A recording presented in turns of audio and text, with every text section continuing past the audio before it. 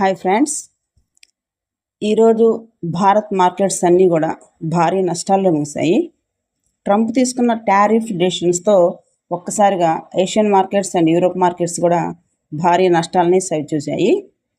Indian stock మార్కెట్కి ఈరోజు black Monday అనుకోవచ్చు.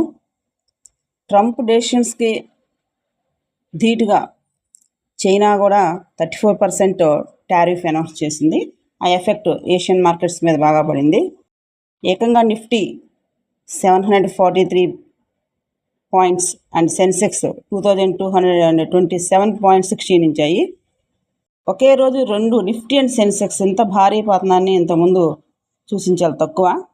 ఆల్మోస్ట్ టాప్ షేర్స్ అన్నీ కూడా ఈరోజు లో సర్క్యూట్లోనే ట్రేడ్ అయ్యాయి. ఎస్పెషల్లీ స్టీల్ అండ్ ఫార్మా బాగా నష్టాల్లోకి వెళ్ళాయి. Tata steel and JSW steel కానివ్వండి, బయోకాన్, ఐడియా ఇవన్నీ కూడా 7% ఆల్మోస్ట్ లాస్లో ఉన్నాయి.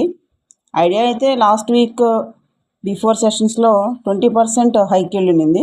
ఒక్కసారిగా ఈరోజు -7కి వెళ్ళిపోయింది. ఇవన్నీ స్టాక్ మార్కెట్లో కామను. అప్ అండ్ డౌన్స్ అన్నీ ఉంటాయి. డౌన్ అయినప్పుడు కంపల్సరీ మళ్ళీ అప్కి వెళ్తాయి. బట్ ఈసారి ఏంటంటే ట్రంప్ తీసుకునే అనాలోచిత డెసిషన్స్ అన్నీ వరల్డ్ స్టాక్ మార్కెట్స్ మీద పడుతున్నాయి. Especially he's not only politician, first he's a business man. Trump తీసుకునే డెసిషన్స్ అన్నీ కూడా బిజినెస్ యాంగిల్లోనే ఉంటాయి. ఆ ఎఫెక్టే ఇప్పుడు ఈ స్టాక్ మార్కెట్స్ ఈ భారీ పతనాలన్నీ కూడా.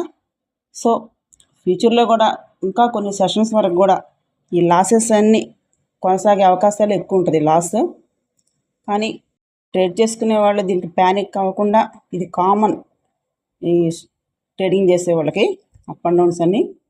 సో కొన్ని రోజుల మటుకి ఇలాగే ఉండే అవకాశాలు ఉంటాయి అనేసి స్టాక్ మార్కెట్ విశ్లేషకులు అంటున్నారు.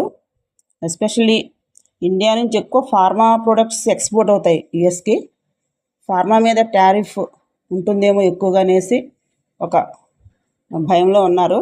అయితే టారిఫ్ ఎక్కువ వేసినా కానీ యుఎస్ పీపుల్కి మెడిసిన్స్ కాస్ట్ పెరిగిద్ది. మళ్ళీ అక్కడ వాళ్ళ పీపుల్ ఎగనెస్ట్ అయిపోతారు గవర్నమెంట్కి. సో ఈ విషయంలో కొంచెం కన్సర్న్ చూపించే అవకాశాలు ఎక్కువగా ఉన్నాయి. సో ఫార్మా వరకే కొంచెం ప్రాబ్లం ఉండకపోవచ్చనే అంటున్నారు. సో బట్ మన సర్వీస్ సెక్టార్ ఎక్కువ ఎక్స్పోర్ట్స్ ఉంటాయి మనకి. సో సర్వీస్ సెక్టార్ కూడా ఎఫెక్ట్ అయ్యే అవకాశం ఉంది, లైక్ ఐటీ. సో ఈ విషయాలన్నీ కూడా కొంచెం థింక్ చేసినప్పుడు రాబోయే 2-3 నెలల వరకు కూడా ట్రేడింగ్ అనేది కొంచెం నష్టాల్లోనే ఉండే అవకాశం ఉంటుంది. సో ఒక కంట కనిపెడుతూ కొంచెం జాగ్రత్తగా ట్రేడ్ చేసుకోవాల్సిన అవసరం ఉంది. ఇలాంటప్పుడే కొంచెం ధైర్యంగా ముందుకు వెళ్ళాలి.